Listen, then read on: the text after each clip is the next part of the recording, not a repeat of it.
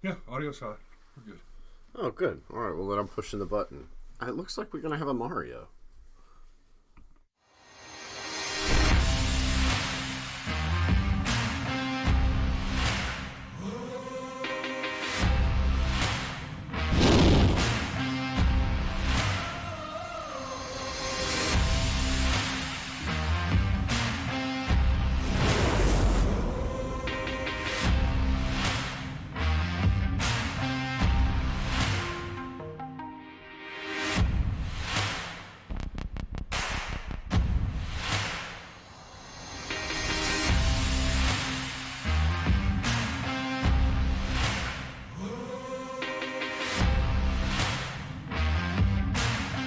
And good morning. Yes. Yes. Sehr gut. Wie geht es Ihnen, Legion? Guten Morgen. With first blood. And I see Patrick and Steve already. Morning, gentlemen. Morning. Morning. Oh, it is New Year's Eve. Eve. It is. Patrick, you're incorrect. You do not have first blood in the chat this morning. You may have drawn it in the chat before the show began, but, well, Putin dresses Biden down today. That should be entertaining. Looking forward to it. But today, we're only talking about one story. Yeah. And this is a drama that has not played out in the public eye in the way that others have. There's a reason everybody talked about Rittenhouse. There's a reason that the McMichaels made national news. There's a reason that St. Floyd of Fentanyl got his own statues. Notice, I used that word in the plural. Oh, yeah, no, I'm tracking. There's, like, murals. And... More than one golden calf idol erected to St. Floyd of Fentanyl. Right? All your martyrs are monsters. So, I've got the New York Post article and the CNN article pulled up. We're going to look at the New York Post article first. Ghislaine Maxwell has been convicted. And while that sounds like great news, and it really does. And look, it's the outcome we expected, and and nominally the outcome we wanted. Yeah, okay. Let's be real clear about something, though. Okay, Ghislaine Maxwell, obviously, giant piece of shit. I mean, makes those turds in Jurassic Park look like ice cream cones. Okay. And guilty, well, good, when you sell children into sex slavery, awesome, you should go to jail. Like, I don't think anybody's really going to dispute that, except for, I don't know, maybe your clientele. But that's kind of the problem, okay? Is this really the outcome we wanted? Let me ask a question. Are there any names that came out associated with this? I mean, we've all got an idea about who the names are, and we even know that supposedly there was like a little black book, and there was DVDs, and there was things in a safe, and all this stuff, and I mean, Hollywood A-listers, and tech moguls, and CEOs, and potentially even ex-U.S. presidents, and perhaps even the royal family. We've heard all this, and it's actually not that difficult for any of us to believe that these things are a very strong possibility. But did any of these names come out officially in the trial? Let me ask it a different way. Is anybody else going to be charged with kitty diddling? I don't think they are. No. And like you and I were talking about yesterday, real quick, Rod said she got away with only one count, or asked the question. No, they brought, it says that she was convicted on 5 of 6 counts. And even that, 5 of 6 counts? Like, there's no doubt that we're talking about dozens, if not hundreds, of child victims over several decades, right? And I mean several decades. This woman just, Maxwell, who turned 60 Christmas Day, she's effectively been out of the business because of public scrutiny for, 2 years now? And so from, up until the time she was 58, from sometime in presumably her early 30s, we're talking about, give or take, 3 decades of this kind of behavior, this kind of activity. Yes. And and I'm not certain. I don't know if anybody's certain on exactly when she began, but it's pretty clear that at least in the early 90s, Epstein was already taking Clinton to the island on multiple occasions. But we know names from the flight logs and things like that, which includes Bill Clinton and several other prominent figures. And here we go.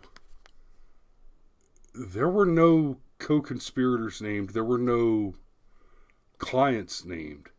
And this is a very specific crime that she's been accused of. She's been accused of selling an illegal good to people who were illegally purchasing a good. This is a crime which has at least 2 committers.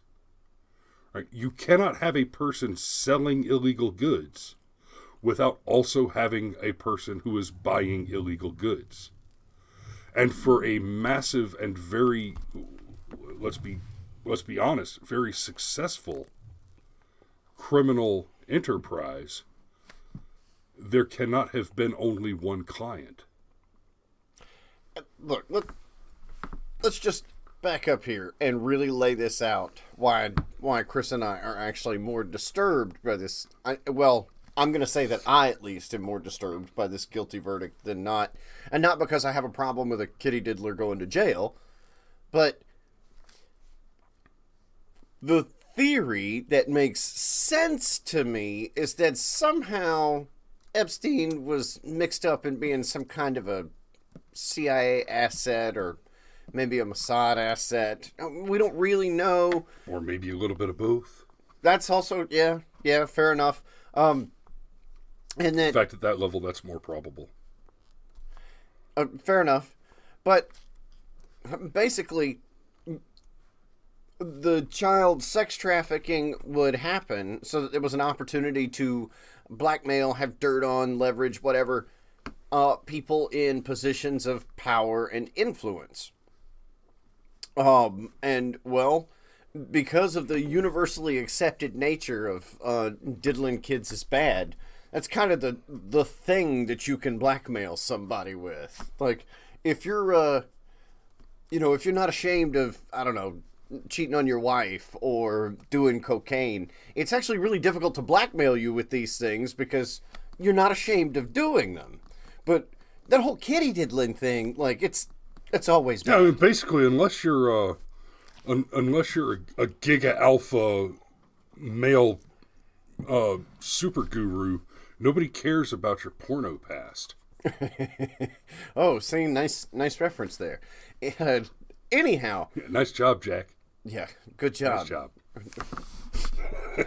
Yeah, that's never gonna go away, Mr. Jacking Off. Anyhow, but what the prosecution did, which was bizarre, is instead of presenting the case that Ghislaine Maxwell was the madam for some far-reaching scheme that might implicate government officials, Hollywood elite, blah, blah, blah, blah, blah, they instead really tightly restricted their prosecution to say that she was basically this socialite who was down on her luck, that felt kind of backed into a corner, and her father died under mysterious circumstances, and she lost her wealth under kind of bizarre circumstances, and she really just felt like she had no choice. She had to do something to stay a part of the lifestyle that she was in, and while she did these horrible things, which is weird in and of itself, where the prosecution is actually going to build a layer of sympathy into their case,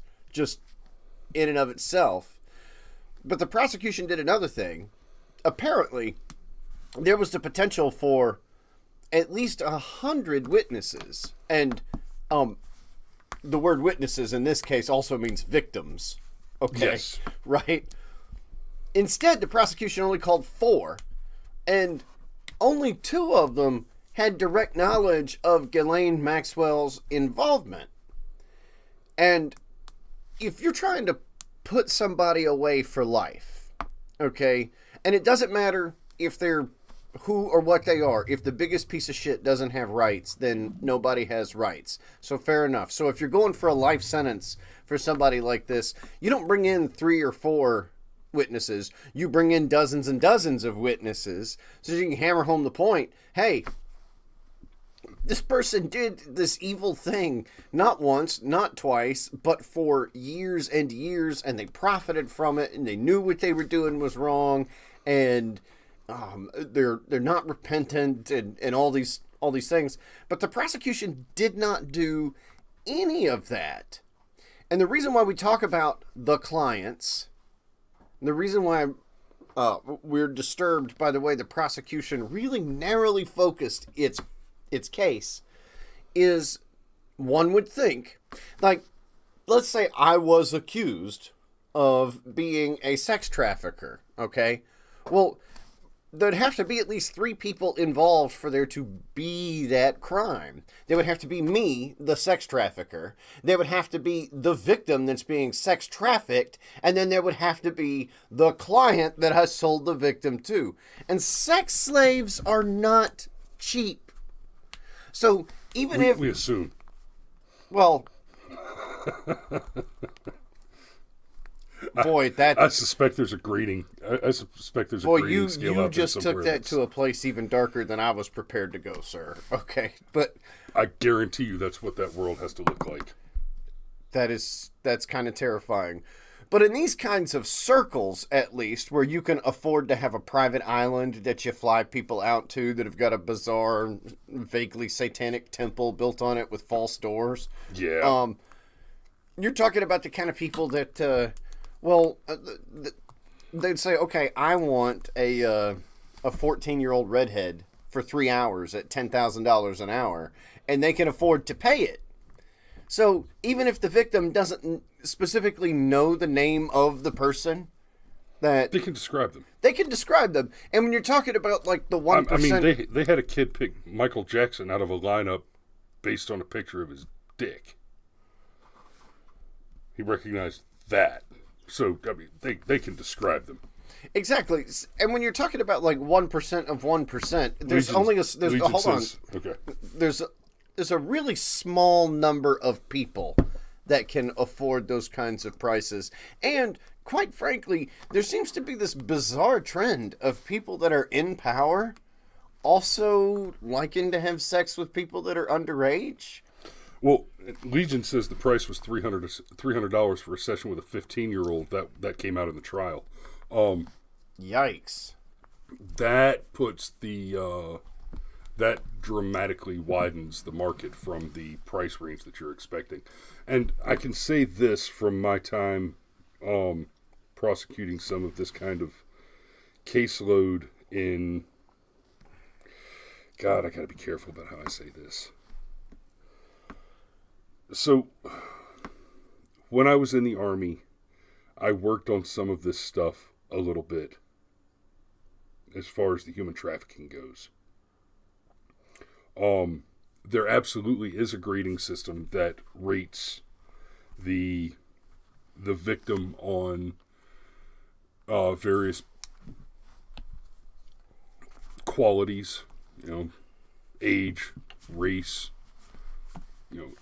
physical fitness, hair color, eye color, all that stuff. And and there are premium demands. God, it's okay. There is a grading system. There's a grading system. And the thing that makes human trafficking generally, right, without even talking about the more depraved part, even just moving people to facilitate illegal immigration, and people who, even people who never get tangled up in the sex trafficking part of the whole human trafficking world. The booger about trying to prosecute that is the big bad guys that are in charge of the various human trafficking organizations. It's one big incestuous communication back and forth with one another. But the big bad guys are always in a country other than the country where their direct operation is operating. So anytime you knock down one bad guy, well, he's just somebody's bitch.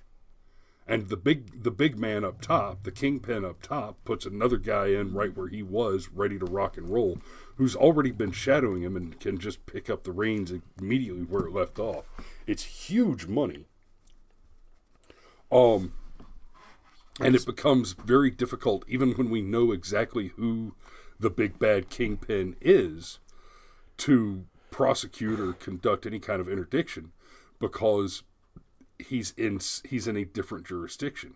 And then the actual trafficking organization that's going on where that big bad guy is, well, the big bad guy in charge of that organization is over here in our jurisdiction, but he's not breaking any laws in America, right? So if the big bad guy happens to be in America, he's running his business overseas somewhere else. He's not breaking any laws here. We can't prove that he's breaking any laws here, and it makes it very difficult to break up those rings. They're very clever in the way that they organize this work. It's almost like you need an organization, kind of like the FBI, that could cut through a lot of this red tape. And hey, the FBI was involved in this, and yes, and wouldn't you know it that they had a hard time handling some of the evidence? Well, and it's interesting that that this prosecution was so weak and so friendly to Maxwell. It's especially interesting because, and Mario mentioned this earlier, but we glossed over it because we were talking about a different aspect of the case. But the prosecutor here is the daughter of disgraced, corrupt, treasonous former FBI director Comey. Like, yeah, there's no conflict of interest there at all. Yeah. So I don't mind saying, here's the thing that I don't understand, and this is something that we discussed internally. The thing with when Epstein didn't kill himself was obvious. It's almost like a bad joke. Yeah. Dude somehow manages to hang himself in a maximum security cell and break bones in his neck, and he's supposed to have a cellmate, and there's supposed to be guards that check on him, and somehow the cameras went out and the guards were asleep, and the guy got moved out of his cell, and just, perfect confluence of events, right? And presumably that happened because Epstein knew the names and may have been willing to say the names in order to avoid going to prison for the rest of his life. And he certainly had enough capital to pay lawyers to work out just about any kind of deal. Oh, yeah. Okay. Well, he'd done it before. Yeah, He'd exactly. gotten the sweetheart deal before. But Ghislaine also knows the names. And let me just jump straight to the end here, okay? I would not at all be surprised if, 3 years, 5 years from now, Ghislaine Maxwell gets beat to death in prison. No, it won't take that long. Well, the point is, but yeah. Okay, fine. A year from now, 2 years from now, she gets beat to death in prison, which means she'll have been murdered, okay? I don't think the powers that be, the British royal family or the Wall Street bankers or whoever's at the top of this ugly little pyramid, I don't I don't. You mean like people with this kind of pornography on their laptops? Oh yeah, yeah. I don't know at all to what you could be referring to, sir. No, because the It's laptop not like never Twitter happened. would. It's not like Twitter would suppress a story that would have the ability to 'Cause, change the outcome of an the election. exit polls clearly showed that if it were in any way the case that such a laptop existed, that the election would have gone a very different direction. Well, of course it would have, because it was the most free and fair and secure and awesomest, most awesome election of all time there. Okay. Yeah. So, anyhow,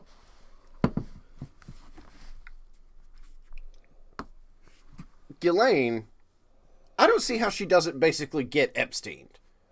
Okay? The only leverage she has is those names, and to think that, shh, I'll be quiet. I'll be quiet. Just don't murder me in my cell, and maybe in like 5 years I can get parole. No, that's not going to happen. I will be surprised if Maxwell makes it to the midterms. Who's going to last longer in the Biden administration, Biden or Maxwell? Biden. Maxwell will not make it to the midterms because the information she had, she will not make it to an appeal. She's going to get Epstein before she gets a chance to appeal, which she will. Given the opportunity, she will appeal, and she has that right. But she will not make it to the midterms because the information she can spill can have an effect on that midterm. And please believe, if the current administration and his party are willing to commit interference by suppressing information like the laptop, there is nothing that they will not do, up to and including murdering a witness, in order to sway the next election cycle. Yeah, I guess I would like to have said that, 7 days from now when our current strike is off, but... Well, good luck, YouTube. Pick a side. Yeah, and that's really a thing, isn't it? The whole pick a side and for the vast majority of us, okay? Even for the vast majority of violent, repeat felon offenders, yeah, you draw the line at the kitty diddling. Like, that's where the line is, okay? Your most badass face tattoos gangbanger tends to draw the line. So, wait. Are they of legal age? No, what's wrong with you, bro? Like, that is the kind of thing that's like they're just not okay with it, all right? And yet YouTube, I want to be real careful about this. YouTube seems to have some weird contradictions in what it's okay with and what it's not okay with on its platform. It's not just a right-left dichotomy that they seem to favor. There also seems to be a weird, let's call it a sexual thing. All right. YouTube is pro playground. There you go. That's not a bad way to put it. It does kind of seem that way, doesn't it? But what really should have come out with the Ghislaine Maxwell trial, and this is why I think that they narrowed the testimony of the victims down to just the 4 witnesses instead of the dozens, maybe even hundreds that were potentially available. There was no way they could have 117 girls get up on the stand and cry and not guarantee that at least one of them didn't go, and then Bill Clinton walked into the room and told me I should wear sunglasses when I leave. Or a member of the royal family, or, a member of the Hollywood elite. And as soon as one of those other guys got popped, like, if you're going to get popped in one of these investigations, you want to be one of the first couple of people to get popped, right? Yes. Because then you can do what theoretically Ghislaine Maxwell should have done and said, whoa, wait a minute. I can give you dozens of names. I could give you bigger fish than me. Or at least multiple fish my size. I could give you bigger fish than me. Joe, did you forget that you're the president? Yes. No. What? I'm the president? My butt's been wiped. By a 14-year-old girl that I paid Epstein to introduce me to. Whew. So, I mean, glad a kitty diddler's going to jail, but man, everything about this just stinks to high heaven. Here's why it stinks so bad. This should be years and years and years of prosecutions and people being indicted. This whole saga should go on for at least another 5 or 10 years. And it won't. And this is why. This kind of coverage happens because the government was already involved with the activity to begin with. The sweetheart deals that we saw Epstein get before, this sweetheart deal, because let's be real, this is a sweetheart deal for Maxwell. I don't know, man. Spending the rest of your life in prison, potentially in solitary confinement. Given the nature of the circumstances, yes, this is a sweetheart deal for her. I don't know, man. Being locked down, I heard some. I see what you're getting at, but what needs to be considered here, especially given the involvement of Comey and the connections that clearly suggests, and the sweetheart deals that Epstein got before, and this very easy. I mean, given the charges, this is the minimum that she could be sentenced. The fact of the matter is, the operation that they were running was probably sanctioned. Epstein wasn't gathering blackmail so that Epstein could make Epstein rich and powerful. He was doing it on someone else's behalf. Probably on the behalf of several someone else's. And those someone else's are all governments. So that's what you're seeing here. So there's some Herbert Hoovers behind the scene. You're into spook territory now. So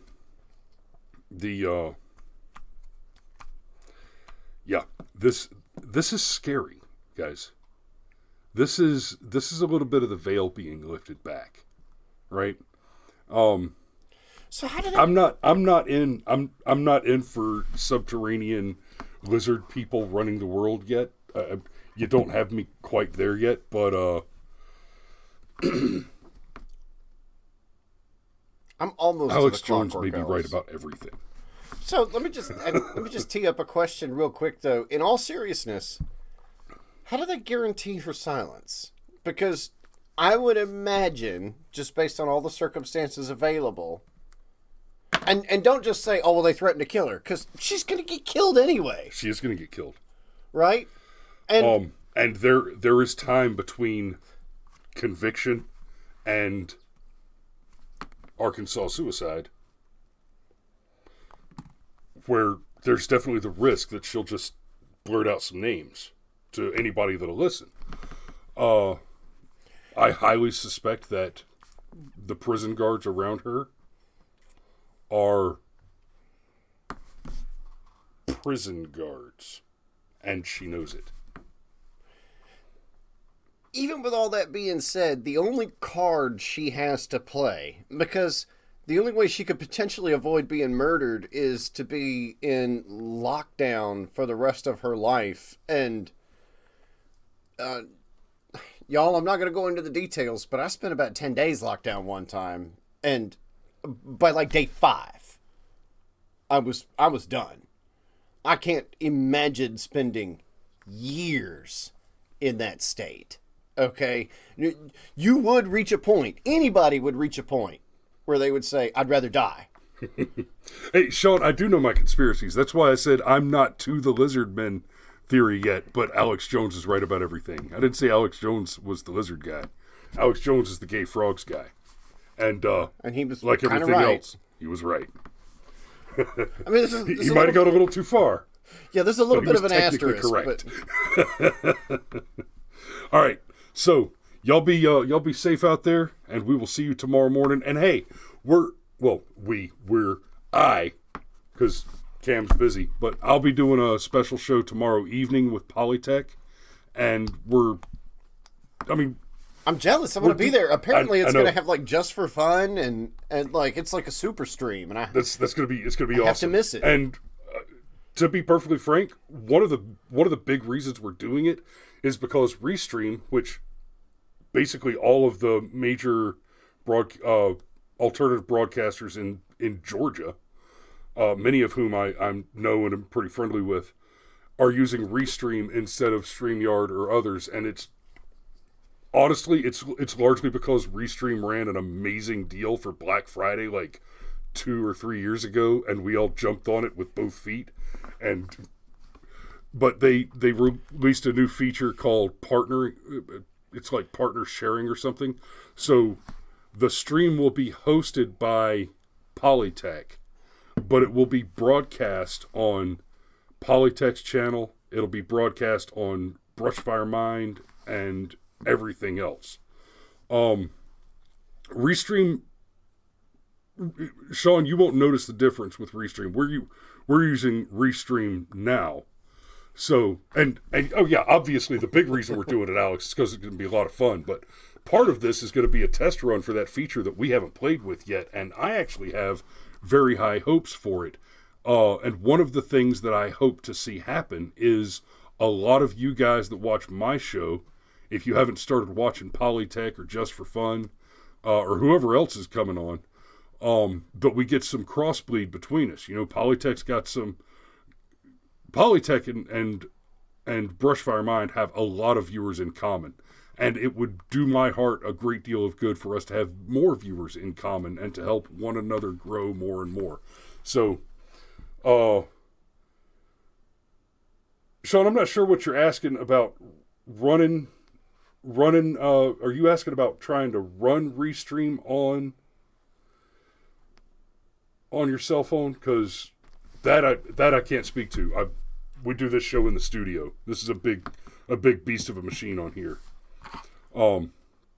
So, but yeah, y'all look for that tomorrow evening, and we'll see you tomorrow morning for Firearms Friday. Last show of the year, last Firearms Friday of the year, and one of those mutual fans, Dave Bowen, sent us a highlight reel. Yes! That is going to be part of the show. So, yay. All right. Y'all be safe. We'll see you tomorrow.